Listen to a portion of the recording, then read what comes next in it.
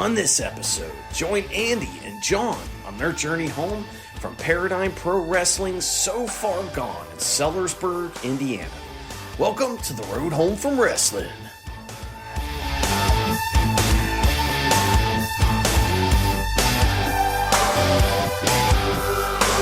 in my car, I feel safest of all. I can lock all my doors, and it's the only way I live in cars.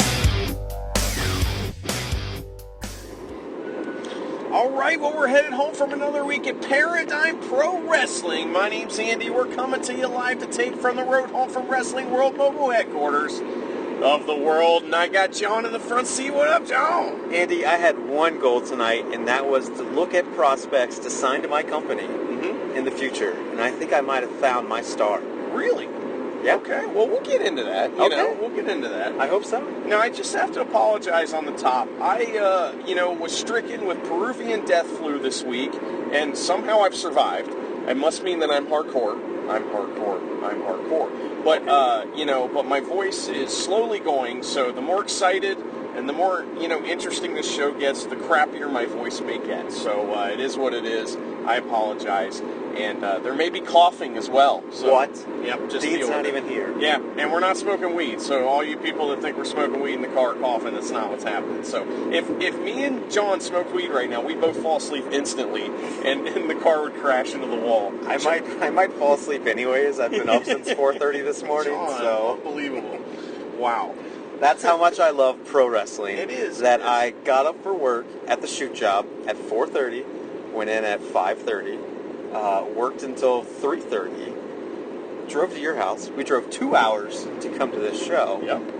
Watched the show 4 hours, and now we're making our 2-hour trek back home, and then I have a 40-minute drive from your house back to my house. Poor John. So I'm literally not getting home till like 2 a.m., and that's because I love pro wrestling. Well, I have to work in the morning, so, Sucks for you. It sucks for everybody here. But that's the sacrifices that we put in, and it's not just me that makes these sacrifices. So I'm glad, John, that you put yourself over there. Now, no, I'm serious. But so tonight was Paradigm Pro Wrestling. What was it called? So Far Gone. It's probably a song. I don't know. Usually it's a song. So all these songs, I don't know what they are. I'm just some old white ball guy. I don't know shit. And but I'll tell you what, the last Paradigm show was the first one you had been to, John. It was the best one I'd ever been to, and you were sold. You were like, I gotta get back to this place, right? I was. I immediately wanted to come back, and then they advertised that the next show was going to have Bradley Prescott IV going against Warhorse. Yeah. And I love BP4, so I was in. Now, they had some unfortunate shenanigans go on where basically they had their previous show at this place called the Malice Manor, which is basically just a box that they had wrestling in, and for some reason, the building just screamed pro wrestling. It made the crowd scream about pro wrestling. I mean, it was just one of those things where they had one show there, it was fucking magic. And, we're going to talk about tonight whether they were able to recapture that magic at a new venue. John, tell me about the new venue. It was a little bit north of the old one, but tell me about the differences and what kind of place this is like. So this was at like a veterans hall, essentially, in the basement of one. So it was a big open floor plan, kind of like where you would have like a wedding reception. The ceiling was quite low. And so luckily we had a low boy ring again today, because if it was a tall boy, we'd be literally touching the ceiling with the ring posts. Yes. So it was good that Bradley Prescott's the only one that had tall boys tonight. This venue was superior to the other one in every way, except for two things. One, the ceiling, like we talked about. And two, it just doesn't scream pro wrestling like that other place. I don't know why. And the other thing, too, is the crowd was kind of shitty tonight in a couple ways. One is we had this, group of drunk people that were just like, hey, I'm going to yell random shit the whole fucking night, and I'm going to yell at the wrestlers to do what I want them to do, and I don't know, man, it was just a little annoying, those people. And the other thing is the crowd just wasn't loud like they were at Malice Manor. Malice Manor, the crowd had minimum effort to make the room filled with noise. At this place, it kind of bounces around everywhere and doesn't really quite go any direction, so the noise just kind of didn't didn't quite focus like it did at the other place. So, we'll get into what we think about, this show and everything, but I think that detracted from the show quite a bit, in my opinion. I would agree with that. The crowd wasn't that great. Yeah.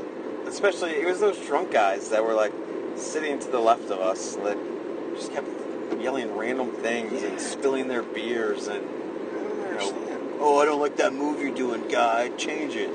Yeah, no, the wrestlers aren't going to change their style for you. Yeah, I mean, they weren't even, like, doing smarky Mark shit, like trying to guess the finish before it happened. You know what I mean? Or something like that. They were just yelling random shit, which, I mean, I guess, it happens, but it's just, I don't know. There's a magic thing that happens when the crowd's all there to do the same thing, and that's to make the show great, just like the wrestlers are. We're all on the same page, working towards the same goal, and everyone was on a different page tonight, it seemed like, a little bit, in my opinion. Again, this is just our opinions. Now, we love PPW. We love the people behind it, and there was a lot of people in the crowd that we love, too. I mean, we saw Cole, our buddy Cole, not Cole Radrick, other Cole, and we saw, Jeremy was sitting next to us, who, previously showed up on one of our Rockstar episodes, and, there was all kinds of great people there. So we love the people there and everything, and any criticism that we have towards the product is not necessarily aimed at personalities or anything like that. So, anyway, well, John, we had ourselves a pre-show before the main show. Tell me a little bit about what our first match was on the pre-show. So I believe the pre-show was called the Preodine, I think that's what they called it. Yeah. Like a party. It was supposed to be like a party or some shit. I don't know. I like the phrasing of it. Yeah, that was a catchy term. I like it too. So our first match was Riley McGuire taking on Camaro Jackson. Yeah. Now, this was a story match, but we didn't know that until the end of the match. And it was a little confusing. I've seen this a lot on indie shows. And again, I'm not trying to be negative, and we're not going to be negative this whole show, but we do have some criticisms. And this match had a lot of moves in it. A lot of moves. And I honestly, I think this kind of tradition of pro wrestling building from the start is starting to go away a little bit. And I don't like that. I don't want to see an opening, like, pre-show match have, like, 5,000 moves in it, because then what's left for everybody else to do? You know what I mean? It's like you can't do all the moves in the first match. However, both these guys are pretty good, man. And, unfortunately the crowd wasn't into it too much, but they busted their ass, and just because they're trying to get over, they're trying to get noticed, and I did notice, so, I guess they accomplished their goal. What'd you think, John? I think it was an alright bout. It didn't, totally steal my attention, but I thought they both put really good effort into it. They both had some different moves. I mean, there was 12 matches tonight, so I'm not going to remember everything. How do you feel about 12 matches, John? 12 matches is like a WrestleMania length card. It's too much, huh? Which is a lot of matches. A tight, like, 7 or 8. I think 8 is plenty. I think 8's plenty. That's like, if we're getting to 9, that's too many, in my opinion. 12 is kind of crazy, but... and then maybe one, like, pre-show match. Yeah. To warm the crowd up. The other thing, too, is if you're going to have 12 matches, one of them can just be a squash. I mean, one of them can go 2 minutes. It doesn't have to go... Not every match has to go 7 to 10 minutes, Just my opinion, But a lot of matches tonight, a lot of wrestling. Who won the match, John?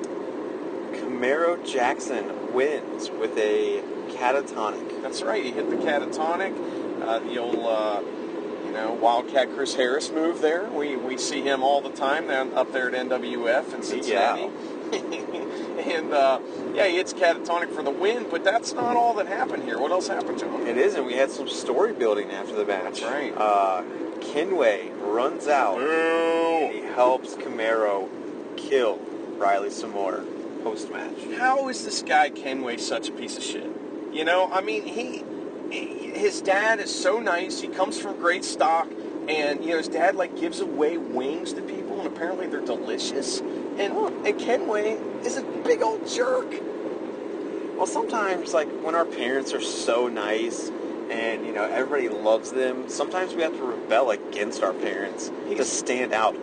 So the Kenway is he's like the mirror universe Papa Kenway, I guess, Yes. He should have a goatee then, if that's what he's going to do, because he is a fucking asshole. I don't like him. So they beat up Riley McGuire, and what happened here? I mean, they kind of made like a... They made like a little pact. Yeah. They said, hey, I got your back, you got my back, let's be pals. Yeah. And that's when Camaro went backstage and put on his shitty sweatpants. Sweatpants season, brother. Everybody's doing it. Are they? Yeah. You're not wearing sweatpants. Well, You're not everybody? Well, I'm out in public, so... Also, Wise Man once said, if everyone was jumping off a cliff, would you do that too? Maybe. Depends on what kind of cliff it is. Okay, fair enough. All right. Well, that was our first pre-show match of the evening, and then we got a strange segment, right? Super strange. Now, John, you're basically a member of the Lost Boys, and you love Bradley Prescott IV. You're wearing his shirt. I am Natty Daddy. You own a wrestling buddy of him. I mean, you spent a lot of money. You spent a lot of time putting him over on the show. I mean, he came out, right? Yes, and I will not be putting him over right here. I'm sorry. What happened? So it came out, and he announced that he was going to do a game show takeover right here. And immediately I thought, oh, he's going to invite people from the crowd into the ring to do like a drinking contest. It seemed like that's what he was going to like do. a tug of war. And you were like, oh, John, you have to You're go. getting in there, yeah, absolutely. I was like, I don't know, I'm nervous. But unfortunately, I didn't have to be nervous because he invited out his buddies from the Lost Boys, Adam Slade, Hoodfoot, yeah. You can't get that right, can you? No, I always want to call him Hoodwink. It's funny, my phone kept correcting it to Goodfoot, so, which is not the right either. That's not right either. Yeah, but Hoodfoot, Mo Atlas is in there, and the deal, Adam Slade coming out, fucking walking. You know what I love about Adam Slade is even when he's just like walking in normal life, he's doing that fucking douchebag walk. I love it so much. It's awesome. Adam He has Slade a lot of swag. I love Adam Slade. He's awesome. So he invites those two out for the party games, and then he invites Arthur MacArthur and Big Twan. Big Twan Tucker, both guys from AIW, AIW students. Big Twan, famous for being on NXT. Unbelievable. I love Big Twan, and we're going to talk about him a little later during the Billy Starks match, for sure. For sure. So Bradley invites them to play a best-of-5 series game where they have an official referee in the ring to help out, and then he is going to be the other referee to make judgment calls here. And so they do game 1, Lost Boys win. Game 2, Lost Boys win. Game 3, Lost Boys win. Hey, game's over, right? No, it's not, because we don't understand the rules of best-of-5. Because he's drunk. He's drunk. He's hammered. So then they continue. They do the 4th game, Lost Boys win again, and then they do the 5th game, and Lost Boys win.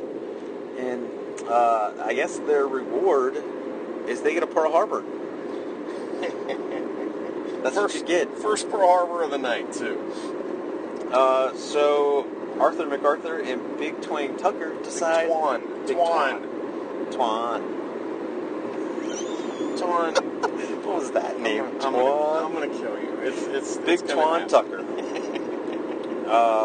And so Aaron, the referee, presides over this match, and we officially have a Teddy Long special, Holla Holla Holla, tag team match. That's right. We get ourselves a tag team match. Now Arthur MacArthur looks like he's training to be an old wrestling, right? He looks like an old strongman kind of deal. He is hoping and praying that this gimmick that he is doing is going to get him signed with Old Wrestling. And he's going to be able to take down Matt Cross for the title. I doubt it, man. Matt Cross, 2,700 days and counting or something like that. So you can try. It's probably not going to happen. Yeah, probably not. But now Big Twan, giant dude, tremendous guy as well.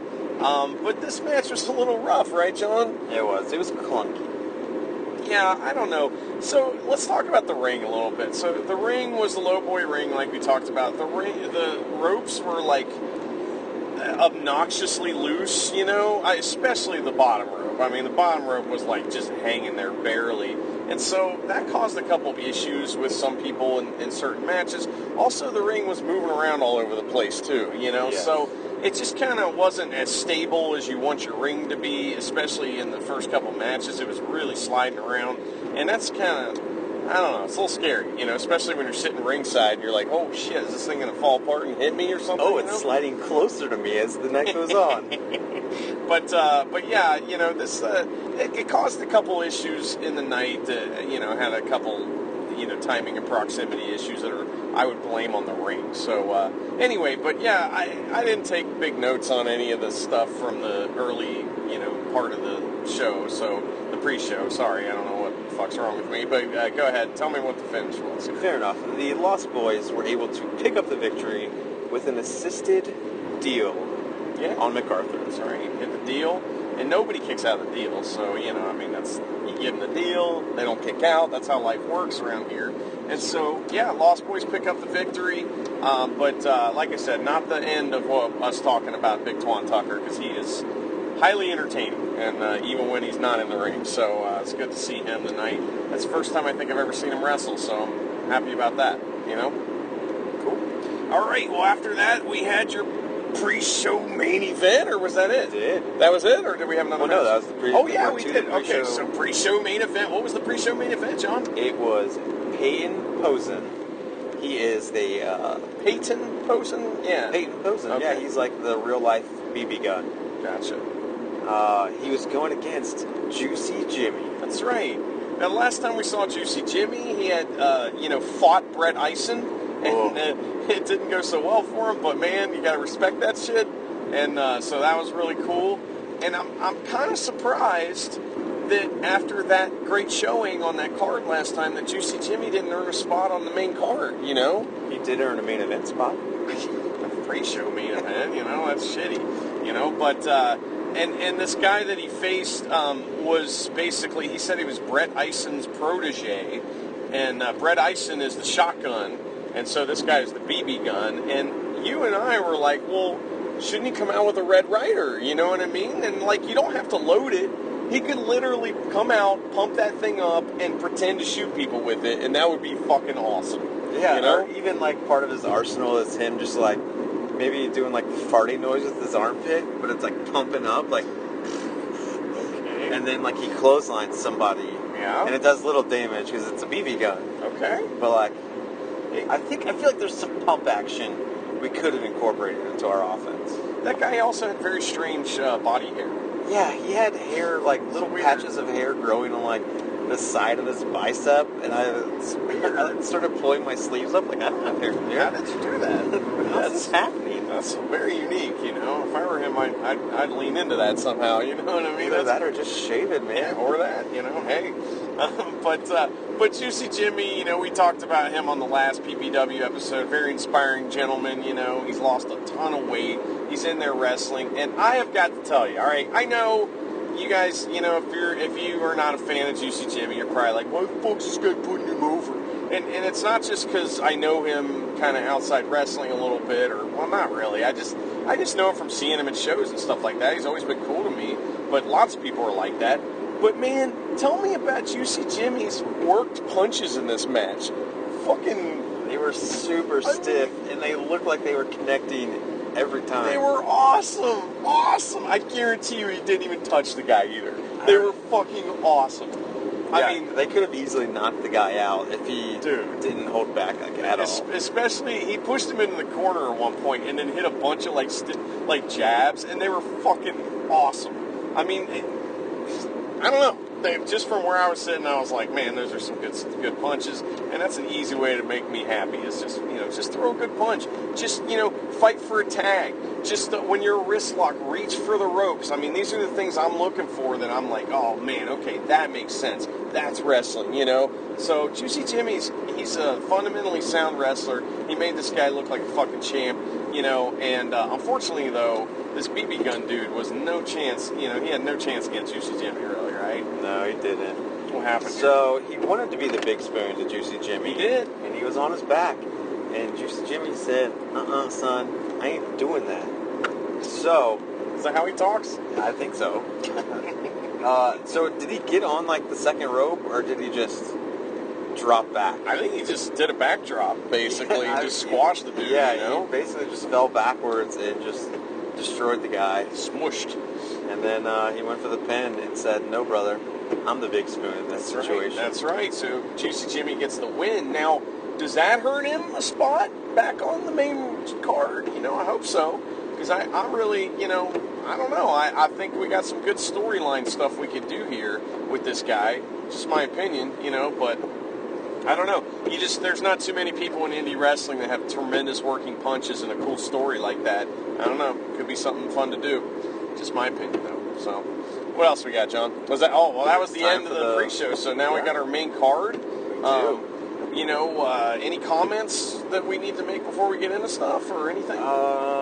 I think we need to make more jokes. I think that's probably the biggest issue that we need to work on. Oh, I got so many. many. You got some jokes? I got so many jokes. Later on. Not right Don't now. worry, folks. We got some jokes. So after when they announce it's time for the main card, Jay Rose gets in and cuts a promo that goes. Honestly, no offense, it went a little too long. Big time. To get to our first match, like I feel like it took like 10 minutes at least before we finally got to our opening contest of the main card, which is for the IWTV title. It's my boy, Bradley Prescott IV, going against Warhorse. That's right, Warhorse, friend of the podcast, Warhorse. If you've not seen it, you know, Warhorse cut a promo for us around Christmas letting us know that if you didn't listen to our show, that he was going to climb down the chimney and shit in your stockings. So, I mean, I think everyone needs to fess up if they got shit in their stockings. I mean, I think a lot of people got shit in their stockings, you know, so, because, man, that's the terrible thing to happen. But, I mean, that's what happens when you don't listen to our show, yeah. You know, I mean, fuck off. Sucks for you. Sorry, bro. So, Warhorse Jake Parnell, a guy who kind of made his fame on the indies fighting Gary J all over the fucking country, and he's a tremendous wrestler who was just a guy.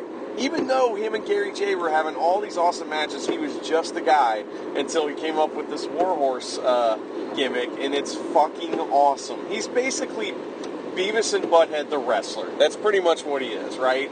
He comes out to like fucking some heavy metal like Metallica song or something, and then you know, he's just headbanging. I mean, I think, you know, if you watch this on IWTV, you'll see me headbanging with Warhorse during his entrance, you know? You will. Absolutely, unless they cut it out. Don't cut it out. Please don't cut it out. And you were offended that I didn't join in, but like I have a Natty Daddy shirt on. I can't headbang with Warhorse. I understand. And I'm wearing an Awesome Odyssey shirt, and he probably doesn't even know what that is, so that's fine. Yeah, that's fine. He's like, oh, it looks like that might be one of my shirts. Okay. So, anyway, so tell me a little bit about the match, John. So, during the entrance, we learned we picked up on some clues, some context clues. BP4 came out in Warhorse's vest, jean vest, and then Warhorse came out in BP's Natty Light jacket. Very shiny jacket. Very dirty, too.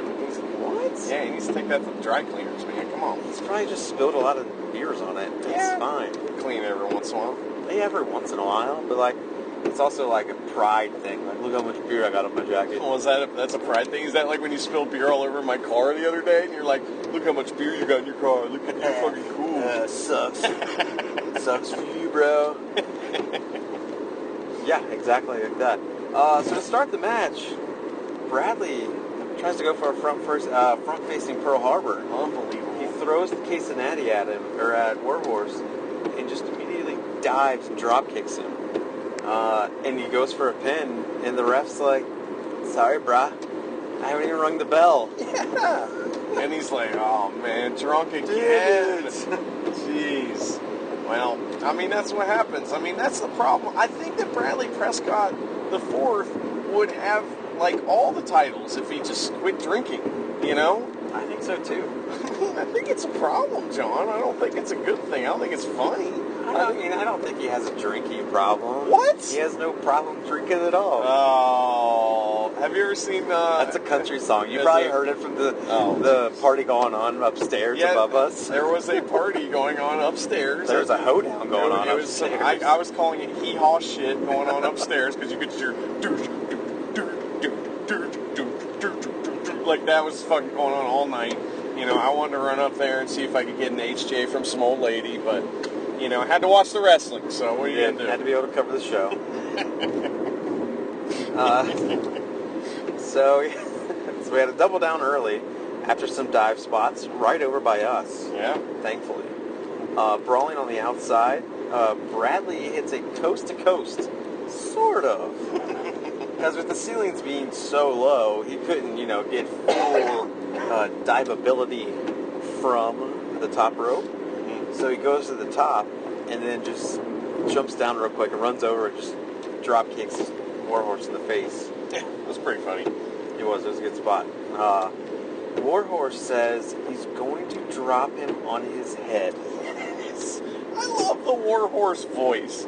I can't even try to do it right now or I'll just like go into a coughing fit, but I mean his voice is just hilarious. It's just like he reminds. Have you ever seen Metalocalypse? No. No? No. John, what are you doing with your life? Okay, so it's a cartoon from Cartoon Network, and it's just about this metal band that's so popular that basically things they do or don't do affect the world's economy. And they're fucking idiots, and they all talk like that. They're all just like, you know, like just have that voice constantly. There's like a constant like growl. Oh, it's so funny. It's an amazing show. I guarantee you Warhorse has watched the shit out of that show. It's really funny. And Warhorse just kind of seems like a character out of that, plus the Beavis and Butthead shtick, you know. It's awesome. I love it. So Warhorse doesn't get to drop him on his head quite yet. They instead kind of try to suplex each other, but no one really comes out on top. Just bouncing back and forth. Yeah. I'm gonna get you.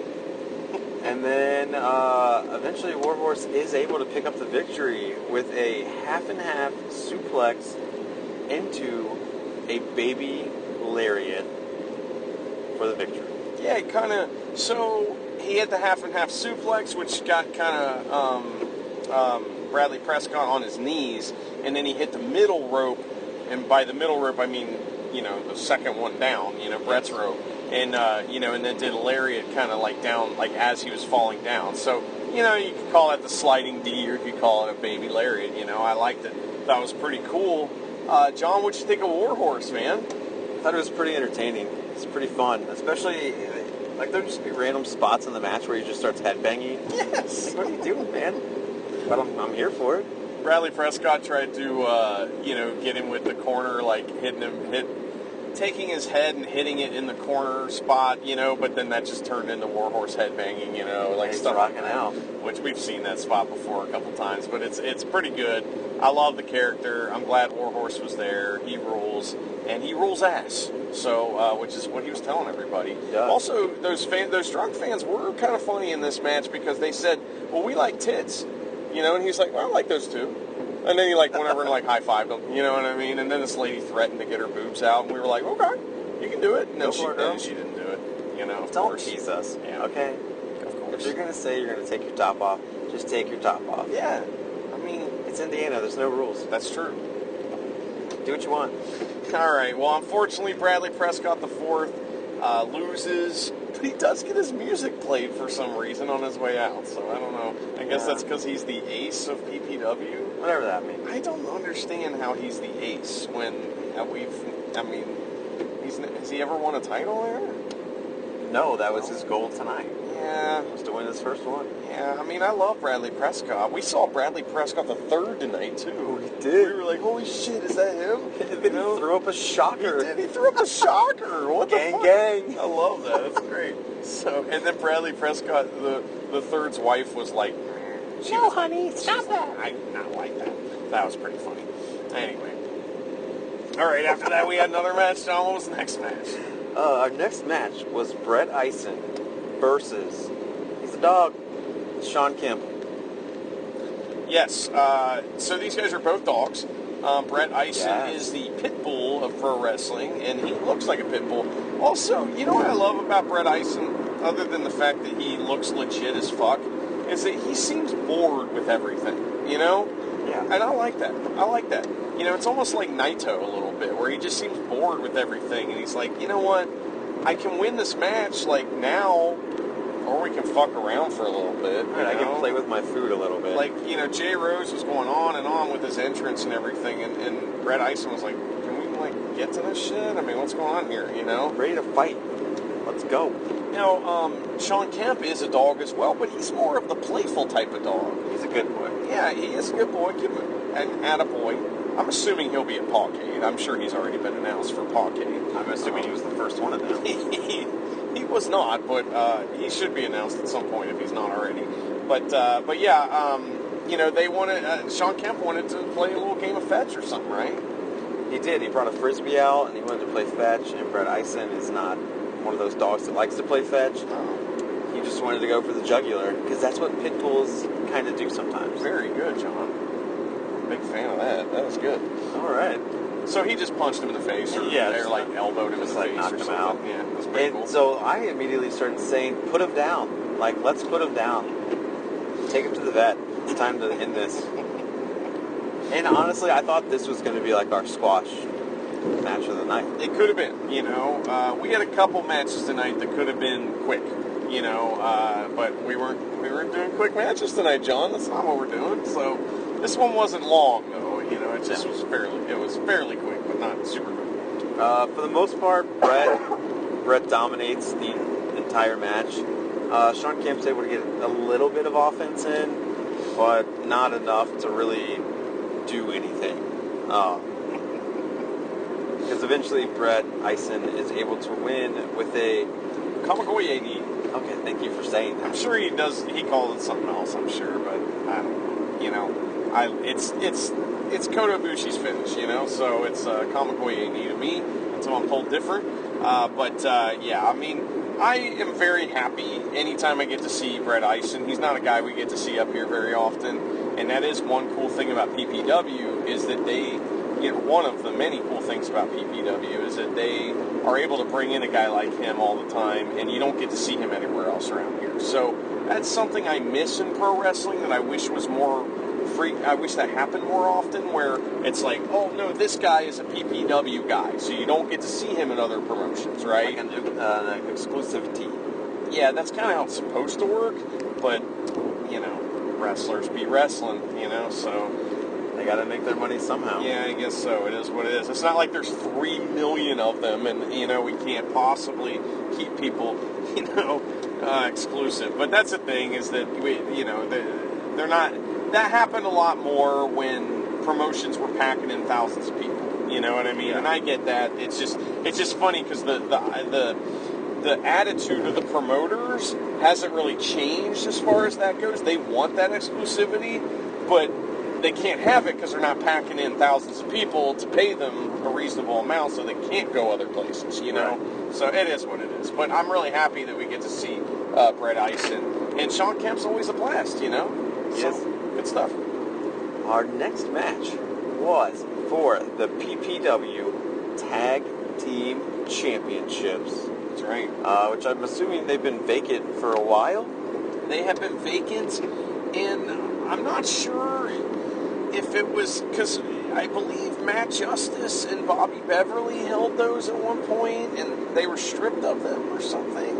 I'm not super positive on how they became vacant, so I apologize. It's hard to know everything about every wrestling promotion. But what we have here is the end of a tag team tournament that has been going on for, I'm assuming, the past couple months, and it all boiled down to this match, which pitted Awesome Odyssey against DD Trash. And that's Bruce Gray and Ron Mathis versus Chris Copeland and Jack Andrews. Jack, and, not Jake, Jack. We're big fans of all these guys. Last time we saw Bruce Gray, he was at Rockstar Pro and he injured his shoulder and could, kind of got fucked up, and then was in the hospital. I think he had shoulder surgery, and that happened to him a year ago, almost on the same exact day. Isn't that fucked up? It's rough. I can't stand that. It's a wrong match, John. Wrong match. That was the match before. Oh, yeah. So this is a new match. So, sorry, just keep thinking about that good boy. Yeah, no dogs in the this belly match. scratching. And that just fucking sucks. But I'm glad to see that he's not out for as long as he was last year, because that sucked. Bruce Gray rules. Also, another thing is that as much as I shit on the ring earlier, it did have tag ropes, and Bruce Gray was looking for that immediately. As soon as he's got a chance, he saw it. But so DD Trash comes out, and then we also heard that one of the rules, besides the no racism, no homophobia, is no snitching. All right, which is, I don't understand the rule. I guess that's some kind of inside joke that nobody gets except the people in the back, but which I think wrestling needs less of that. I think it needs more. You know, I don't want to go on a big diatribe or anything like that, but I think that wrestling is suffering right now from a lot of, like, popping the boys kind of bullshit that goes on all the time, you know? And it's just kind of like, well, we want to get the jokes too, you know? We're in the crowd. We paid to get in, you know? Hey guys, what's going on? So anyway, they had this no snitching joke. I don't get it, but anyway, but this, you know, but Bruce Gray is going to use everything within his grasp and within his ears and eyes to make a joke to, you know, entertain the crowd. And what did he do here? So, unbeknownst to Awesome Odyssey, DD Trash hides out during their entrance. Ron Mathis goes behind the entrance and is, you know, tucked away, and Bruce Gray is hiding behind, well, not really hiding. He's standing behind a pillar, telling everyone to be quiet. Said, don't snitch. He said you can't snitch, right? Yeah. So Awesome Odyssey comes out, their music's playing, they're dancing, having a good time, and Bruce Gray decides, I want to dance with you fools. So he gets out there and starts dancing too to cause a distraction where Ron Mathis freaking Pearl Harbors him. And then he pile drives Jack Andrews on the outside, pretty much puts him out of commission for almost all the match. Yeah, and, you know, the idea was that he injured his neck, right? That was the idea. So, I think my favorite time I've ever seen that kind of thing where a guy, like, hid before somebody else's entrance and attacked him is, I believe it was Tama Tonga in New Japan. He sat in the crowd with a newspaper, all right, and put the newspaper up in front of his face, and then, like, as soon as the guy he was up against came out, he, like, just... like, I don't know, he like crab walked, but like in the chair. He just used his leg with the fucking newspaper up to slide over and then attack the guy. Amazing. Look for that gif if you've never seen it. That's tremendous. Okay. So that was a good one. But this was fun too. So Jack Andrews is out. That leaves Chris Copeland by himself in the ring. How'd he do by himself? He put up a fight, but, I mean, it wasn't really a fair fight, you know. He wasn't able to really do as much, I think, as he wanted to. That's true. Well, he put up a valiant effort at first, but then, as they say, we can't only have one way to say certain things. The numbers game. Was that a game? Is it a game? It might have been a game to like Bruce Gray and Ron Mathis. There's a lot of phrases that are used in sports announcing and pro wrestling that I just can't stand. That's one of them. The numbers game. It's not a fucking game. That's not like some game that you play. So let me give you a different phrase. Thank you, John. I was getting fired up there. How about strength in numbers? There you go. You know, when I was a kid, I was in a band, right? And we were kind of like a punk rock band. You know, kind of like a, I don't know, punk rock band. I don't know how else to put it. And one of our songs was called No Safety in Numbers. Really like that, you know? Wow. Pretty cool name for a band, or for a song. So it was a cool song, too. Well, it was true here tonight. Yeah. So, it wasn't true, yeah, because they were safe in numbers because the two guys with the numbers kind of beat up on the guys. So they pretty much work over Chris for most of it. He gets a little bit of offense. And while the beatdown is happening, Jack is kind of like army crawling slowly to his side of the ring to tag in. And Chris keeps like looking at him like, hey man, you want to just get on like this ring post right here? And Jack knows, no, I can't. I have to get to that ring rope, that tag rope. That's the only way I can tag in. Yeah, it's a big deal. So they finally mix it over. He gets a hot tag. He hits a couple insane drop kicks on Bruce, who's standing on the apron. And he runs wild on Ron, who is the legal man. That's true. Things eventually break down as all four competitors get involved. And referee of this contest was Aaron. He is a tag team specialist. Yes. I think. Yeah, you're always watching him, though. You're always trying to pay attention. And he knows. He knows you're watching. I know. I have to keep an eye on him because, you know, he hasn't always called it fairly. You know, he's not always kept track He's of... made mistakes, and we all make mistakes, And I'm just John. making sure that everyone at PPW knows that sometimes Aaron gets it wrong. We want to make sure that everybody knows that. That's kind of a dick move, John. But he's improved. He's grown over the past few months. I love Aaron. He's awesome. I do too. So that's one of the things I really appreciate about Aaron is he really makes sure to pay attention to who the legal man is, because I know I do, and I appreciate that my referees do as well. Yes, absolutely. Now, I will apologize. I'm a little bit distracted because a guy that was just going like 90 in the left lane just decided to get over right behind us, which makes me suspicious that it's a police officer, because I was just going 80, so we'll see if we're going to get pulled over on the road home from wrestling.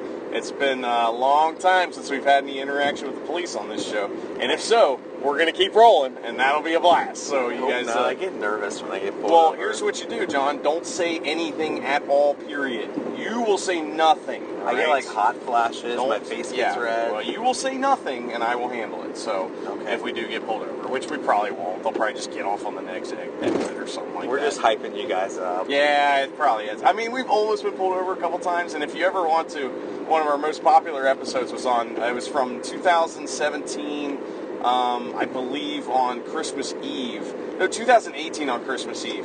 Me and Lexus Montez actually got pulled over by the police, and it's pretty funny because I recorded it, and it's awesome. So check that out. I don't think I've ever listened to that. I have. Oh, it's tremendous. It's our most popular episode, actually. Right in front of our other popular episode, Fighting with My Family movie reviews, which if you love movies, so do we if they involve wrestlers. Yeah, that's true. So go listen to those episodes. All right, where were we here? I'm So, sorry. back into the action. Bruce takes out Chris on the outside. There's a blind tag to Bruce Gray, and due to it... Not the other Bruce? Okay, thanks. Well, I was starting thanks to for clearing that I was up. starting to get confused by the names, like back and forth. There's a blind tag to Bruce, and due to it, Jack's previous neck trauma...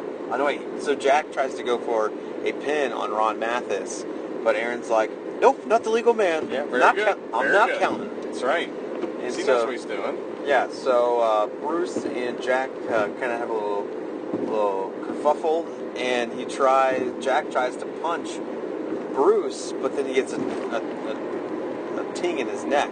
Yes, yeah, he can't complete his offensive maneuvers because he's fucking got his neck hurt. Yeah, and that ultimately leads to their downfall. There is a DDT, one and done. Yeah, that's all it takes. Only takes one. And our new paradigm Pro Wrestling. Yeah. I'm not good with words, guys. I know, John. Jesus Christ. I've been up for a long time. I know. Okay. Our new PPW Tag Team Champions, DD Trash. And I am also sad/happy to report that cop that was right behind us just pulled off the road. So he's not pulling us over. So sorry, guys. Sorry to get you all pumped up. That would have been a lot of fun, but no. It happens. Yeah, I never get pulled over. And I can just talk shit like that because it just won't happen. I just never get pulled over. You know? Nah, Immediately. that's the sound of the police. All right. So, yeah, that was a fun match. You know, I don't know, man. I was a little underwhelmed by it a little bit because I know all four of these guys can go, and you know, I just felt like it was kind of short a little bit. And I know that sounds weird because we were just talking shit about how the matches were long and stuff, but I don't know. It was just a little underwhelming. So, but you know, I think that's because I wanted the Odyssey to win, and they didn't. You know, and I think that's maybe why I was a little upset about it. You know, plus their entrance got ruined, and they didn't even get to like do their thing, you know what I mean? So it's just kind of a bummer, you know? This wasn't their night. Yeah, it's true. What are you going to do? All nights can't be your night, John. That's right. Our next match was Billy Starks against the Kinway with Camaro Jackson. Yeah, so Camaro's going to come out, and he's going to fucking be a jerk during this match. And almost as entertaining as the match itself was Big Twan Tucker watching this match. Holy shit. Fucking awesome. This dude was marking out huge, and he's a big Billy Starks fan. He did not like Kenway, and he was like fucking cheering for Billy, trying to help her out and everything. You know, I don't think a lot of people like Kenway because he's so arrogant and cocky, and these are just more, words to describe arrogance. Did you know one time, this has been 2 years ago maybe, that Kenway attacked Ched French, and like he attacked him physically. Did he deserve it? Ched French? No. Ched French is an ally of pro wrestling. He's a great friend to us all. Well, I get that, but like, did he provoke him? No. Kenway, unprovoked attack. It's unbelievable, and I can't stand the guy. Because there's been times where, like, I have provoked wrestlers, and if they would have, like, socked me in the face, I probably deserved it. But, John, you're not Chad French, are you? No. Okay. So I'm not beloved to pro wrestling? Not yet. Maybe No, I didn't say he was beloved. I said he was an ally of pro wrestling. So, I mean, I guess you are, but at the same time, I mean, are you doing as much as Chad French is doing? Definitely not. Nobody is. So, I mean, maybe Chad's putting everybody over. I think what it is, I think we all deserve to get punched in the face, except for Chad. So, Kenway, punch everybody in the face, but don't punch Chad, okay? And he didn't even do that. He put him in, like, some kind of hole, Unbelievable. I can't stand that guy. So he comes out. He's got his friend with him in his shitty fucking sweatpants, which I was all over that dude. I'm like, what are we wearing? What are you doing? Wearing sweatpants. And he's like, what? Wearing sweatpants, so what? And I'm like, well, I mean, what kind of shitty-ass person wears sweatpants? Like at a professional setting? He was just letting everyone know how comfortable and just how welcomed he felt in this atmosphere. I don't like it, I'm not a fan of shorts at church either, and John, you're all about the shorts at church, aren't you? Yeah, there's no problem. Disrespecting God and everybody else. Sometimes I wear like sweat shorts, like sweatpants shorts to church. I can't even talk about it. But they're like Lululemon brands, so it's like they cost more than your It's dress one pants of many reasons that you will never find me in a church. So, anyway, but our church is pro wrestling, and this fucking guy's walking around disrespecting the gods of pro wrestling by wearing sweatpants. What a piece of shit! I can't stand it. He was probably auditioning for Faye Jackson's gray sweatpants, like Battle Royal. Yeah. He's like, oh, this is gonna get me in. That is such a great idea, by the way. Faye Jackson rules. I love that. Anyway, all right. So tell me about this match. This is some good stuff here. So, wait, real quick. I'm sorry. This may have been the match that the crowd was the most into. Don't you think? I mean, I would agree with that. Yeah, I think Billy Starks was the most over wrestler tonight. So, if people love her, and when somebody beats her up, they fucking hate that shit. So, I mean, this was, this got quite a reaction out of the crowd. Go ahead. I would agree with that. Billy does good at first, but Camaro gets involved a few times, allowing Kenway to take over. They were choking her. Yeah, there were a few spots where he kept, he started choking her in the corner, and she bit him. Good. She bit him, and he immediately let go, and he's like, what the heck? She just bit me. And so he immediately starts choking her again. Yeah. What the heck, She man? should have bit him again. She should have. Or spit in his face. I don't know. Something. Spit in his face. Or like smeared some crap on his fucking sweatpants. Be like, now you gotta wash them, bitch. He wouldn't wash them. Yeah, he probably wouldn't. A lot of people let their sweatpants get just disgusting before they actually clean them. Oh, is that a point of pride, like the jacket with all the beer on it? Yeah. Okay, all right. I don't think I've washed these pants since I spilled beer on them on Sunday. Now that I think about it. Oh, that's great. Well, I used to know this girl when I was younger, and she never washed her pants. She said, "You don't wash pants." That's what she said. I've heard people say that about jeans. Like, yeah, maybe that's what it was. Maybe you don't wash your jeans. You let the dirt really build character into them. No, that's disgusting. Yeah. Go wash your pants. Plus, you just buy them all dirty nowadays, right? And then don't they just come dirty? That's disgusting. I can't stand it. But I do think you can wear pants for a couple of days at a time, and then it's time to wash them. Okay. Because, you fart in them. Oh, I definitely do that. And here's a trick that I pull, by the way. Oh, you're going to love this, John. So this is a trick that I pull, which is real, but it's just a way to, get even more days out of your pants without having to wash them. I have, 3 pairs of the same pants, right? So I can wear them I can wear a week in a row, and I still have fresh pants. Maybe I changed them, maybe I didn't. You'll never know. Yeah, unless there's a stain on it, and you're like, oh, yeah. I see that stain. It's like The Office when Michael Scott's trying to tell the two girls that are twins apart, and he puts a piece of tape on one of them. I love that episode. That's good stuff. Benihana Christmas. There you go. All right, tell us more about the match. So there is a huge comeback from Billy that gets the crowd super into it. Jesus. Matiro roll up? Meteora. Okay. Meteoro roll up. Meteora. That's the thing where you jump off the top rope and you do the double knees. All right, so she Okay. did that and she used that as a roll up. Sorry, I don't mean to be angry at you. I It's apologize. fine. I don't know the Japanese names. It's not Japanese. Well, it looks Japanese. You know to what me. it is? It's Spanish, and we're number one in Spain, John. So you better We are. fucking learn your Spanish, all right? Listen, I've been practicing German, not Spanish. Oh my God, what are you trying to do? I'm trying to go to Germany. We'll never be number one in Germany, so maybe one day. You don't dictate enough to be number one in Germany. I don't know what that means. Dictatorship. That's what it means. But it's not a dictatorship, so. Well, like, they used to have one. So, anyways, Billy only gets 2 out of that. There is a suplex into the ropes from Billy onto Kinway. Fucking awesome. That looked devastating. Yes. Big Twan Tucker was like, boom! He was fucking popping hard. And we all thought that this was going to get the win, but Camaro had other plans. He pulls the referee out of the ring. Referee Sean, right? Ref Sean. Unbelievable. Poor guy. And so they kind of argue back and forth while Kinway, I think he, started beating up on Billy during this distraction. He kills her with a lariat, but pulls her head up at 2. And then he hits her with the pile driver, picks up the win. Yeah. And that's some heel shit right there, man. You don't get more heel than that, right? It doesn't. You know?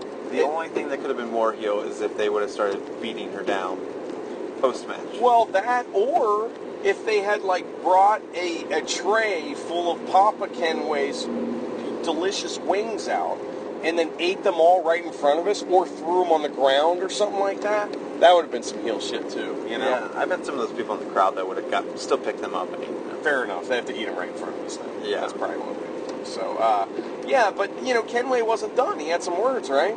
He did.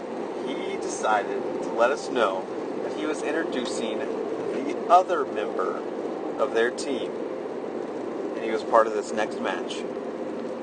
Thomas Shire. That's right.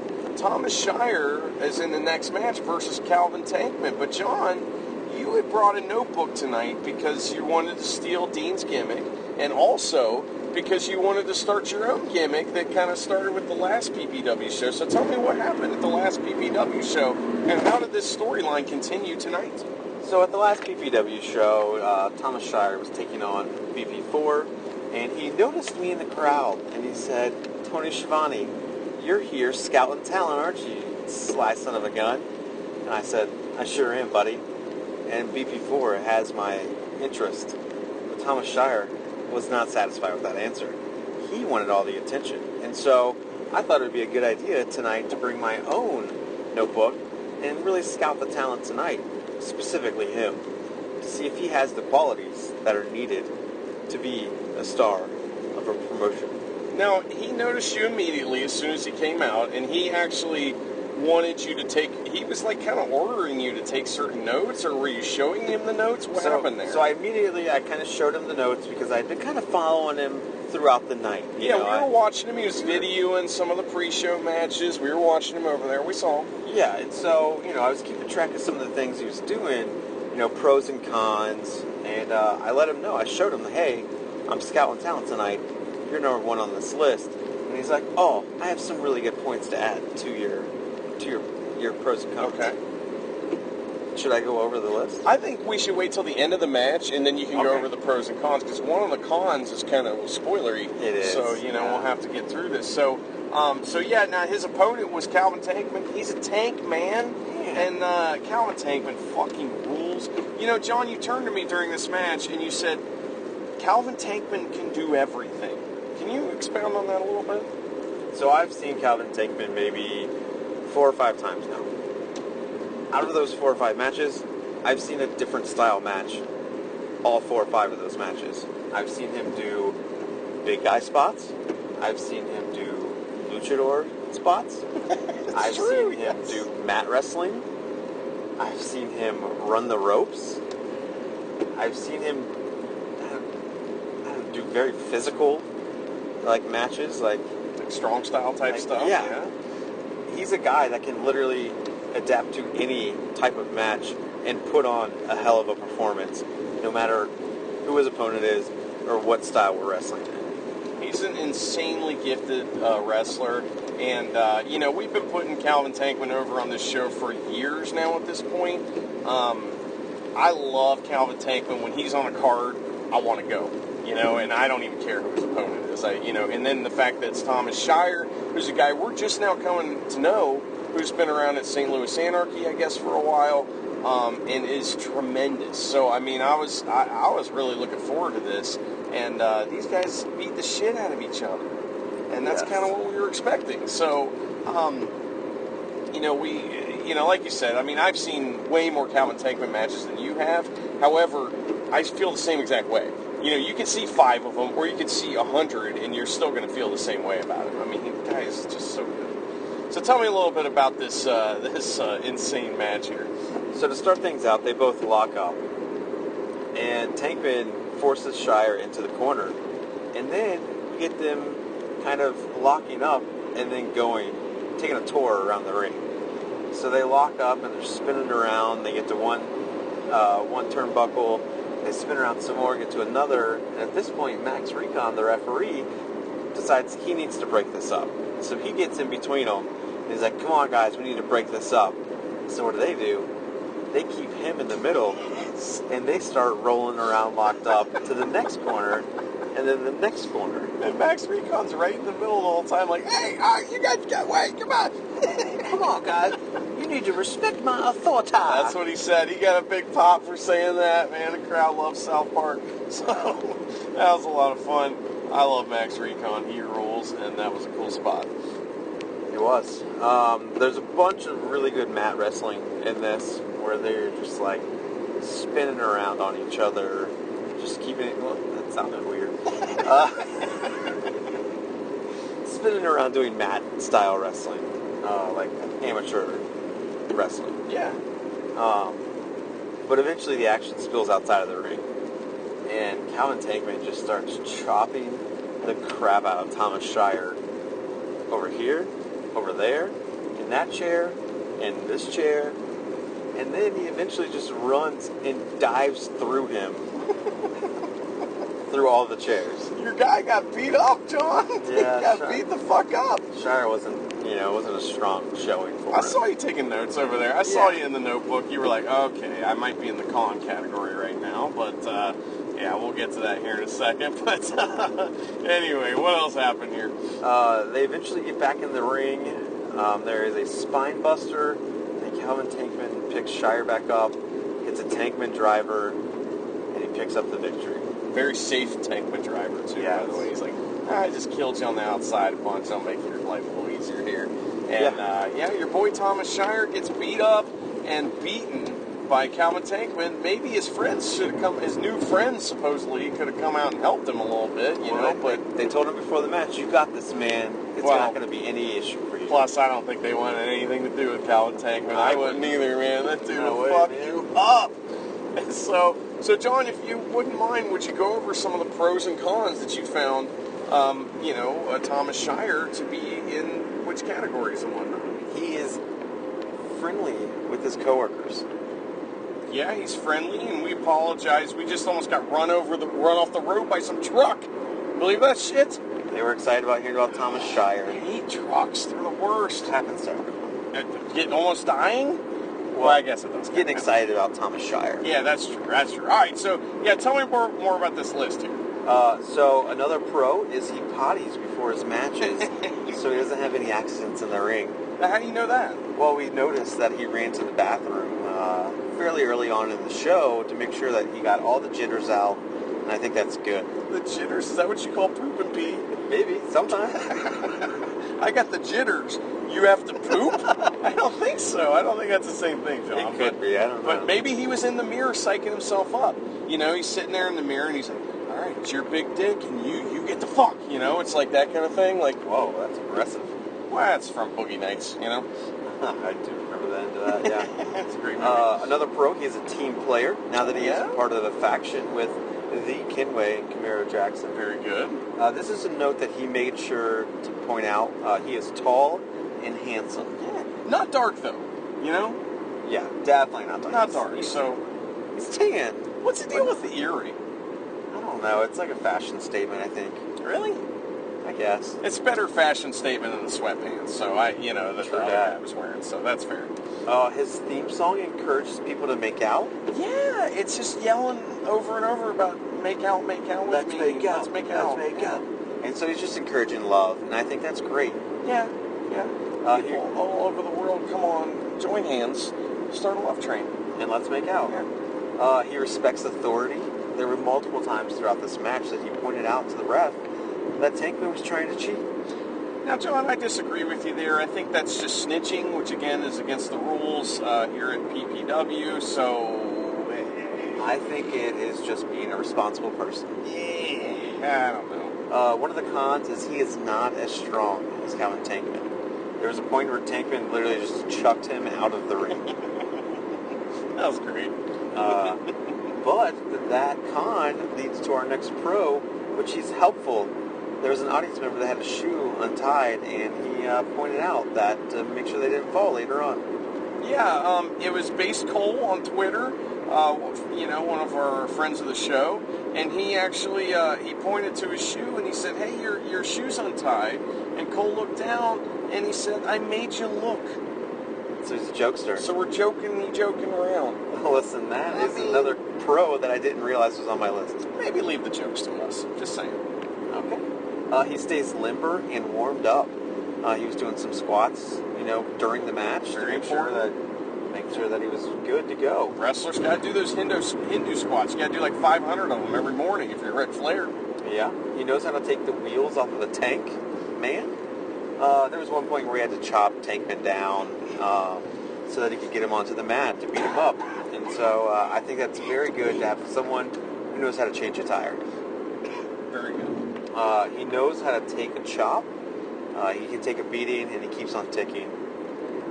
He's very ring aware of the things going on. There's a point where Tankman ran at him to, kind of body splash him. And he moved out of the way, and Tankman ran straight into the ring post. Yeah, those ring posts, man, they outnumber you. They come out of nowhere. That's unbelievable. I don't like it. But yeah, you got a lot of notes there, John. I didn't know there was that many things written down. Listen, Thomas Shire is someone who gives off a lot of pros, very little cons, but he had one big con. Yeah. He's not exactly a winner. He can't win the matches, huh? No, this has been the second match I've seen him in, and he hasn't won either of them. So I'm a little hesitant about that. But overall, I think he's got a lot of promise. Okay. All right. Well, that's good. Now, we'll talk about it at Single Intermission. You had a chance to talk to him later and kind of discuss some of these things. So I'm interested to hear how that went. But we'll get to that. Where are we at on the show? After that is your favorite part of the show. Oh, so it is Single Intermission. It is. All right, so we're at Single Intermission. I can't really do the voice because I'll just start coughing. Yeah, during Single Intermission, actually none of this happened during Single Intermission, but this is the stuff that we had going on during the show. Before the show, I went up to Cole Radrick, not Base Cole on Twitter, and I talked to him for a minute, and, my idea was that I wanted to buy an 8x10 so that I could kind of tape it to the, inside of my toilet so that every time I took a shit, I'd be just shitting on Cole Radrick, A lot of people do that. Yeah, and he was like, shit on him? Yeah, just us, pretty much. But, a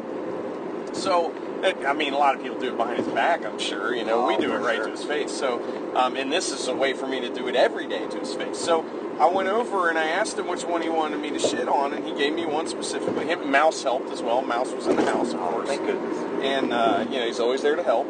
And, anyway, so I got it, and then he wrote a little message on there, and I can't remember what it was, but it was pretty nice. So, he said, still banned. He said we're banned. So, because we were maybe once banned from a place, sort of, maybe. But that was a lot of fun. Also, so John Cosper was in the house. Good dude. Good to see him. He was slanging his books. Buy his books at It's the Eat, Sleep, Wrestle guy. Good dude. Okay. So that was cool. And then, John, after the show, you got a chance to have a little interaction with Thomas Shire, your kind of maybe protege, and Kenway. Yes. What happened here? So I waited patiently until the end of the show. Most of the crowd had dispersed at this point, and I was like, I'm holding out hope, like maybe he's going to show up. So Thomas Shire eventually comes out, and I start marking out. I'm like, oh my God, there he is, Andy. I got to go meet him. And so you say, hey, you want to get a photo with Tony Schiavone? And he says, yeah, brother, I'd love to do that. So as I'm talking to him, showing him the notes, we're kind of going over the pros and cons, Kenway is in his ear chirping, saying, did he pay for this photo? Why are you talking to him? Did he pay for this? And Thomas is like, hey man, I'm just trying to get over. And I said, don't worry, we're going to put you over on the podcast that you probably don't know that we're He probably doesn't even know exists. So it's fine. That's fun. Yeah, that was a lot of fun. I was standing there with Sean P, and Sean P's like, hey, let's just get a selfie. So I got a selfie with him, and then I had to flip it around all of a sudden because I had to take advantage. I got an amazing picture of you going over the notes with Matt Kenway in the background being like, what the fuck? So that'll probably be the cover art for tonight's episode, so enjoy that. That's a lot of fun. That was a good time, So that was awesome. I was single intermission, and after that we had another match. What was the next match? Oh! It was Reed Bentley versus Freddie Hudson. That's right. Now this is one of the matches. I love Freddie Hudson, don't get me wrong, but with the result of this match, this is one that could have been a quick squash. It could have just been a quick match. It didn't need to have much to it, But I get it. We're trying to get Freddie over. Freddie's been a staple at Paradigm Pro Wrestling the entirety of its existence. So, he was in the Firm, where Lawyer Gary was actually the head of a heel faction called the Firm, nice. And where he was like the lawyer, and then he had I think Trevor Court, which makes perfect sense, and Freddie Hudson, and that was some good shit back in the day. So, but that's been a long time. So Freddie Hudson doesn't really have anything to prove, I don't think, but I guess he did. So tell me a little bit about this. It was him versus Reed Bentley, right? By God, it was. That's right. Now he's By God Barbecue Reed Bentley for some reason. He had 7 new names. Yeah, enough with the names. Hey, wrestlers out there, not everybody can have 20 names. Let's knock that shit off. That's getting out of control. If you're gonna have one, just narrow it down to one. It's not a closet. We don't need 7 different options. It's true. Yeah, I mean, what's David Starr was kind of the first guy to really do that. That in the modern era of indie wrestling, and then Mance Warner did it, and then and now everybody does it. It's a little too much, guys. So this match was a brawl. It starts in the ring and immediately moves to the outside. They're doing moves out on the floor. Yikes! There was scary moves on the floor. Yeah, there was one spot where Freddie Hudson's leg got pulled out and he just beat it on the it looked like he hit his head, on but the tile we couldn't see. We couldn't see, but it looked like he hit his head, and I hope he didn't. I just know there was a lot of gasps from that side of the ring. It's true. Then they move back into the ring. Freddie is the underdog fighting from underneath, and that's the story of this match. Yeah. There's some good near falls, including a forever strike exchange, ending in a headbutt from Reed, but Freddie grabs the rope to break up the pinfall. Yep. Good ring awareness. You can put that in the pros category for Freddie Hudson. If I take notes on him next time, I will. I was here for one prospect and one prospect only. Freddie gets some great near falls, but eventually he succumbs to a pop-up, super stiff forearm, and Reed Bentley gets the win. Yep. After losing the shoe. Yeah, he lost his shoe. I guess Freddie was dragging him out of the corner to try to pin him or something like that, and he just pulled his shoe off. And I mean, that's when you're working hard, when your shoe comes off, And the ref just tries to kick it out of the ring. Well, get out of here. The ref's supposed to do that. He's supposed to get shit out of the ring that could hurt the wrestlers when they bump on it, So he should try to put it in his pocket. I love when the ref puts whatever it is in their pocket. That's what they do on TV. That'd be great if he just started trying to put the shoe in his pocket. That'd be great. And then he does, because his pockets are just so big. Who knows? You never know. Maybe he's wearing sweatpants. I don't know. But so after the match, Reed gets on the mic and he calls out Filthy Tom Lawler. Yeah, man. Filthy Tom Lawler, I guess, so they got this heavy hitters tournament coming up, and I guess, this is kind of like the announcement that Filthy Tom Lawler is going to be in that. So, and Reed Bentley is Reed Bentley. So that's awesome. Filthy Tom Lawler, tremendous wrestler. He's one of those guys that's like, he should be no gimmicks needed, Filthy Tom Lawler, because he is like every gimmick. He comes out to different music like every time, and like has a different like thing like every time he comes out. And he's a former UFC guy. Another one of these kind of like Matt Riddle type dudes that's like gone from UFC to pro wrestling and been fairly successful. Everyone wants to wrestle. If you're a wrestler and you're like a striker type dude, you want to wrestle Filthy Tom Lawler. And, so that's exciting to know that he's coming to PPW. And then they also announced that on their February 28th show, it's going to be Iffy. Effie. Iffy yes, is that... It's IFHY, yeah. Yeah. So. Effie is the guy that has a gag ball in his mouth and spiked jacket, purple jacket. Is what? And he's taking on AJ Gray. That's right. AJ Gray's making his triumphant return to PPW. He's going to face Effie, which is awesome. Effie's a tremendous wrestler. He's kind of one of those guys that can do it all as well and has an awesome gimmick. And he's got this show coming up for WrestleMania, the Big Gay Brunch or whatever. Effie's Big Gay Brunch. Awesome. That's going to be so cool. I love Effie. He rules, so I'm happy to know that he's coming to PPW. PPW's bringing in some great talent, It's good stuff. Doing it big. So, anyway, what happened after that, John? Our next match was Zay Washington, I believe is his last name. Okay, all right. I didn't catch his last name. Versus Trey Lamar. Yeah, man. This is really good. It's great. I didn't take very detailed notes on it just because it was like tons of moves, and it's hard to take notes on just tons of moves, But this is really good. Trey Lamar is becoming one of my favorite wrestlers. I mean, he is just awesome. So we've seen him many other places, and he's always great. I love Trey. Every match I've seen him in has been 9 times out of 10. His match has been at the most impressive top on the card. Yeah, he's awesome. And so this was no different. That Zay Washington guy was really impressive in this match as well. He did a lot of great counters and stuff like that to Trey's high-flying stuff. Although it wasn't that high-flying because you couldn't fly that high. They did hit the ceiling a few times in this match, right? They did. They hit the same piece ceiling of the ceiling tile that had already been knocked out, and then they knocked out another piece of the ceiling tile. And I'm like, oh, okay. Where the crowd was really hoping they had knocked the previous ceiling tile back into place. That would have been amazing. But they didn't. They didn't. Yeah, it can't all be perfect, So tell me about the match, John. Yeah, so there was a lot of really good back and forth action that kind of led to the finish. I'm trying to think if there's any other big spots that I remember for the finish. I know there's some really cool diving spots where Zay looked like he was about to bite it, but he caught Trey, at the last minute. Trey caught him once too. Yeah. That was awesome. That was a really safe catch, man. He saved him from eating shit right on the concrete. Yeah. But overall, it was a really good match. The finish was really good. Trey goes in between the ref's legs, which is referee Aaron. Those two were locked up, and Trey kind of backs in between Aaron's legs. And with the ref distracted, he kicks Zay in the dick. Yep. And then he gets back up and hits a 1%er that Zay sold. He freaking snapped his neck, it looked like. So, normal, so this is something I've not seen before, and I'm really high on this. This is awesome. So, you see people roll through a DDT, where they basically just kind of hit it and roll through, and I mean the person taking it, right?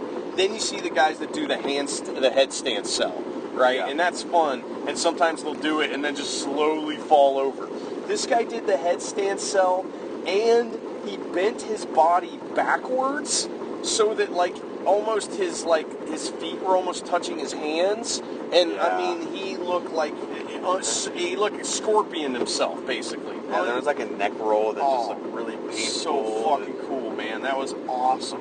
And you knew right then and there the match was over. And that's another thing again, I'm not trying to criticize indie wrestling, but that's one thing that indie wrestling is getting wrong these days, is that sometimes you have, and it's not, I know a false finish is supposed to fool you, and that's okay, but you need to know as an audience member when something's over. You know, like, that's it. You know, like when Bruce Gray hit that DDT, I knew it was over. There's no, you don't get up from Bruce Gray's DDT. It's a protected finish, you know, and it's one that you know when it's hit, it's done. And that was one of those moves that I don't care what part of the match it was, I don't care who hit that move, if it was sold that way, that match is over. So, that was awesome. Loved it. Agreed. What was the next match? Our next match was the PPW Heavyweight Title match, pitting Dominic Garrini versus Cole Radrick. Yeah, Dominic Garrini, the bone collector, and I told him, I said, you know, you might want to collect all Cole's bones. You know, I'm trying to shit on his face, and, you know, he's trying to collect all his bones. Yeah. So, there we go. Maybe after he collects all of Cole's bones, he can just give you Cole's literal face. His skull. I can throw that in my toilet. Yeah, he won't have any like bones inside there, so you can just have like the flesh. Like, Hey, the joke's on me anyway. I gave Cole money tonight, so I mean, you know, it is what it is. But you know, Cole Radrick, tremendous wrestler, great champion to have for a company that runs in the area they run. I mean, any company would be happy to have Cole Radrick as a champion. He's a tremendous babyface, and I think he's an awesome wrestler. Dominic Garrini, amazing heel wrestler and shoot fighter. So, what did Cole try to do, John? He tries to shoot fight him. He tried to wrestle Dom Garrini, like on the mat. It wasn't a good idea. No, he got fucked up, man. That's not good. And Cole's trying to wrestle Dom Garrini. Dom Garini's like smiling the whole time, like I am gonna fucking break your bones and then steal them and give them to Andy so he can throw them in his toilet. You know, that's what he was thinking. Shit all over him. That's what he was thinking. What? Tell me about the match, John. I got some good notes on there. Yes, like we said, Cole tries to wrestle Dom, which doesn't go so well for him. Dom does not feel like or he does not like Ref Sean. He doesn't. Tell me what. Do you remember what he said to Ref Sean? Yeah, there was one point in the match where Sean counts a 2 count, and then he tells Dominic, like, hey, it was a 2 count. He's a 2 count. And Dom's like, I fucking know it wasn't a 3 count because the bell didn't ring, you idiot. Sean's like, oh, yeah, you're right, man. Sean's like, what's your problem? Sean was giving him the whoa, like that, you know, like, what the fuck? Damn. He knows there's refs, right? I mean, is there no refs in jiu-jitsu or something? I don't know. You know? They're like the refs in jiu-jitsu, you just stand on the outside. I don't know. I've seen UFC. There's refs kind of put themselves over big time, you know? They're all like, with that Big John dude or whatever, and he like jumps in there, no, and like fucking actually gets in the fight if you don't stop. Oh, yeah, that's what some of the refs tonight did. Yeah. You know who else puts himself over huge in UFC is the Bruce Buffer?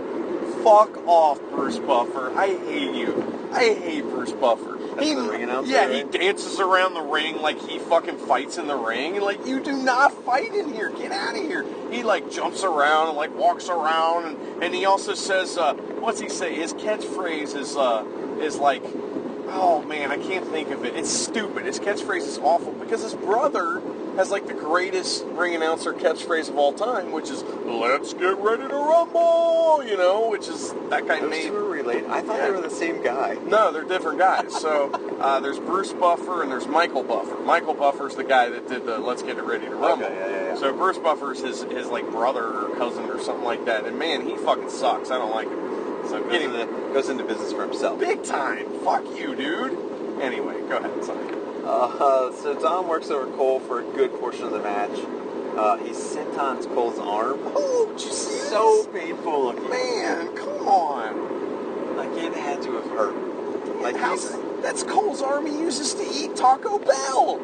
And do other activities. Man. Like tie his shoes. Yes. He might put sweatpants on with that arm. I don't know.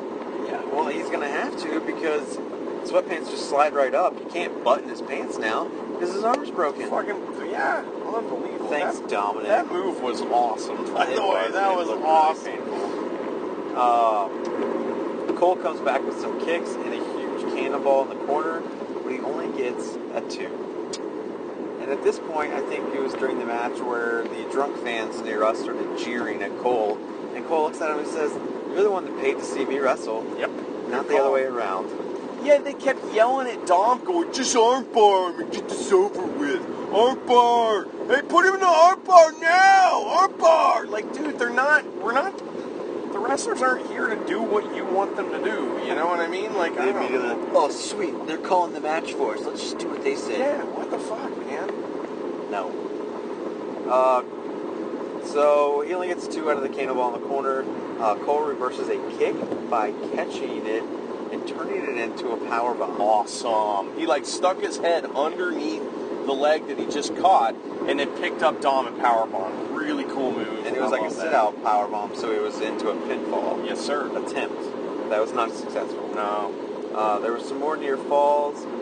They take turns kicking out of big moves at 1, which when Cole kicked out of Dom's, Dom was just like in complete shock because he thought he had the match won. Well, he shouldn't have been shocked he didn't hear the bell. Yeah. Idiots. You know. We're sticking up for you, Sean. We got you. We got you, buddy. So Dom catches Cole in a triangle chokelock, but Cole is able to kind of turn it into his favor, and he's able to make it a pinfall and gets the victory. Yep. Awesome. He used to, this is a good story match because we have Cole starting off trying to play, Dom's game, and then what he learns is throughout the match he learns how to turn, Dominic's game against him, to get the win. Really cool. Good stuff. Big fan of that match. I love both those guys. So, Cole retains his championship, and they announced who he's going to face next, and I can't remember. It's supposed to be Matthew Justice. Oh, yeah. But We'll there's see. a little bit of post-match material. that Right. happens Yeah. after So this. what happens here? Bob Beverly. Bob Beverly attacks Cole and multiple other people. So he takes out Cole, and Billy Starks gets in the ring. She takes a swipe at him. He hits her with the belt. Big Twan Tucker, his heart explodes into 1,000 pieces. He's upset. He carries Billy off like he's the fucking bodyguard. That was hilarious, by the way. But that's not the end of the path of destruction. No. So there was a random person that some people were claiming was a fan just in the audience. Bobby Beverly grabs them and brings them in and just destroys them with multiple different moves. And then he grabs Cole's belt and he's starting to leave. And on his way out, he sees Lawyer Gary over there. Man, don't fuck with Lawyer Gary. And he takes out Lawyer Gary. Come on, Lawyer Gary brought you in this place, man. God. He might have brought him into this, but Bobby took him out of it. Very good, John. Now, what was kind of the backstory with all this? I know that, we had heard that Bobby Beverly got stripped of the tag titles or something. So he's had a chip on his shoulder ever since he got the tag titles stripped from him. And as you said, I believe it was Matthew Justice. I think he kind of has an axe to grind here because he feels like he's, poured a lot of his blood, sweat, and tears into this promotion and has taken out a lot of their big stars, but he's never gotten the recognition that he feels like he deserves. When you say taken out, you mean defeated. Like, Yeah. I mean, he's the one who ended AJ Gray's undefeated streak, right? Yeah. He has some other he also accolades, right? derailed Red Ison's hype train. There you go. He was able to beat the Rejects and end their historic title reign at Okay. PPW. Nice. And he feels really jaded because PPW, to repay him, strips him of the titles. I'm assuming it's because maybe Matthew Justice maybe got injured, and Bobby thought, I can defend these tag team titles by myself. I don't need a partner. Or maybe they were just being huge assholes and they got stripped for being dicks.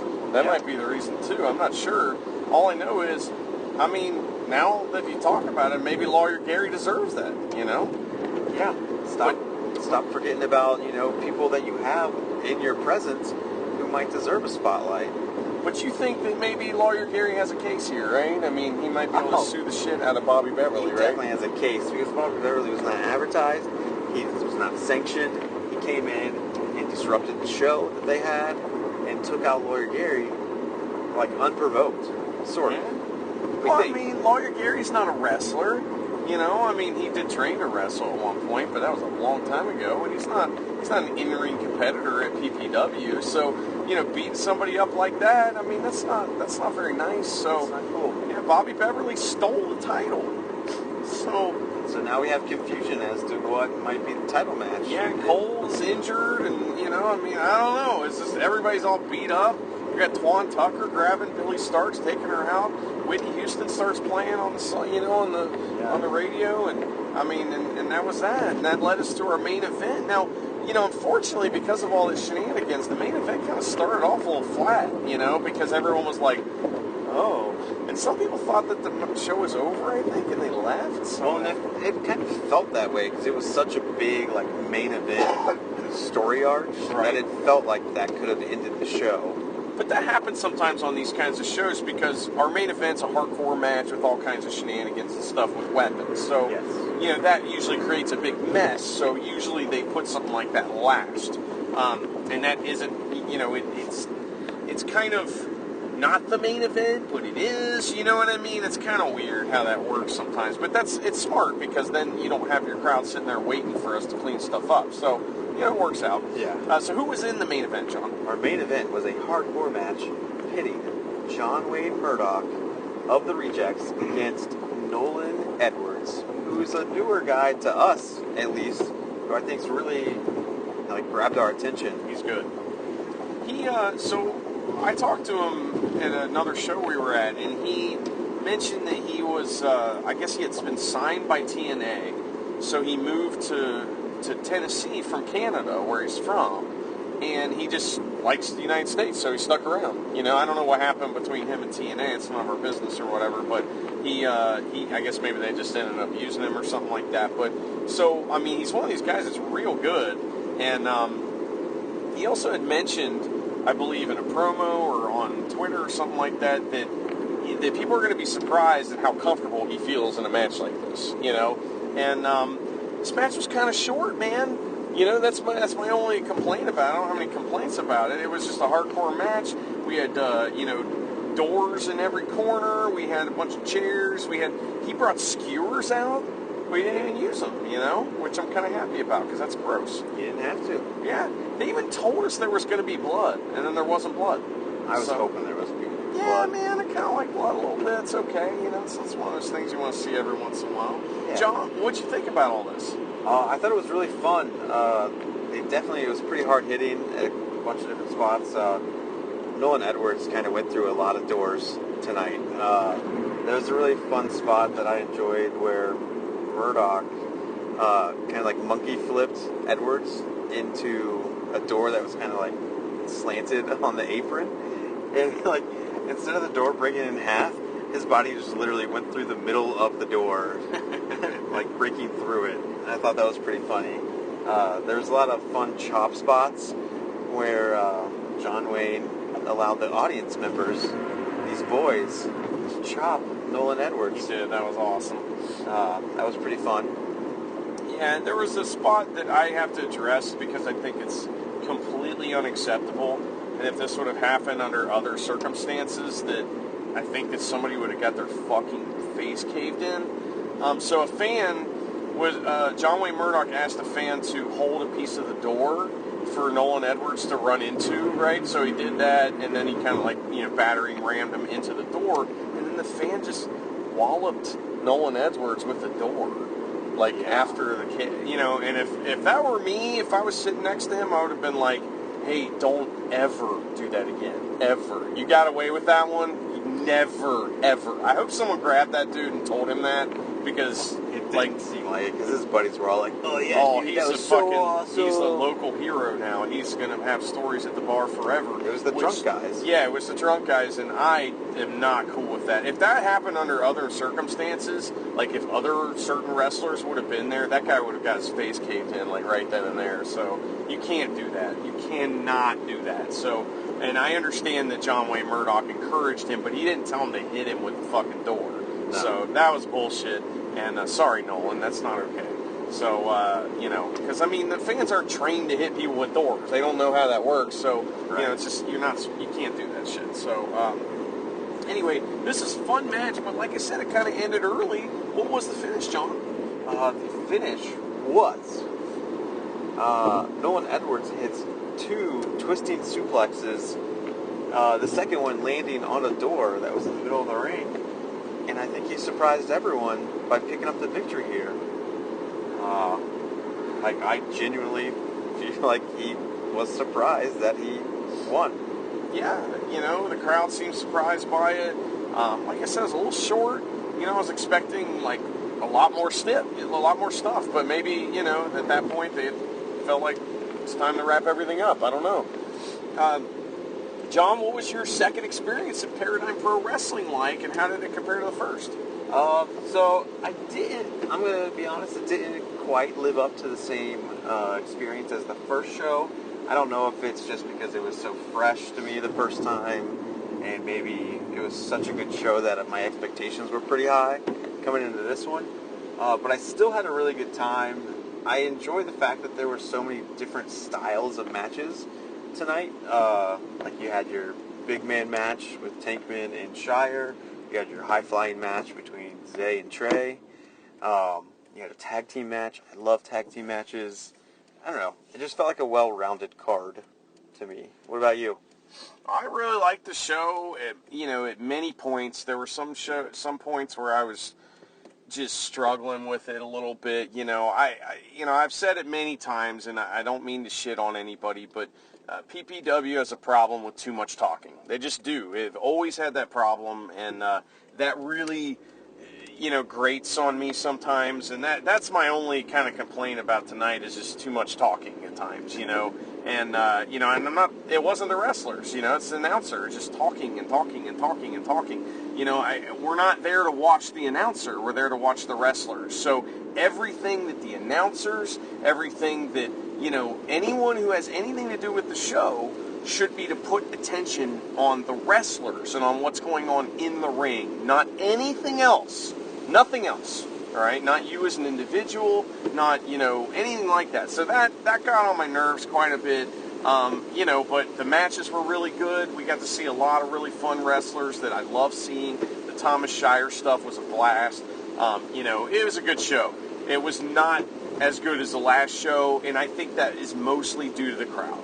I think the crowd at the last show was just fucking insane. And that building, like I said, just for some reason was just like awesome for pro wrestling. And this building maybe isn't so much so that same way. But that doesn't mean it can't be. That's not what that means. What that means is that, PPW, and this is why I'll never run my own promotion, is the work never ends. These poor guys, they got their building pulled out from under them, and they pulled this building out of their ass, which is, like I said, this building was far superior to the other one in many, many ways, all right? And they still pulled it together. It's just, it's just almost like they had the crowd from the arena plus a row of drunk people. The crowd just wasn't getting behind everything like they should, and they weren't being loud when they needed to be. Unless it was Billy Starks. Then they were super loud, So they love her, and they love everybody else, but they just didn't they didn't have the energy that I think they needed to have. That's my opinion. So, I don't know. John, anything else? I don't think so. I can't wait to hire Tom Shire for my promotion. So you're going to run one. Good luck with that. All right. Well, you can follow our show at the Road Home FW on Twitter. You can follow John at JHat05. You follow me at Drusifer Tweets. Oh, and we're on Instagram at the Road Home FW too. Check us out on there for some fun stuff. Thank you guys so much for listening. Sayonara.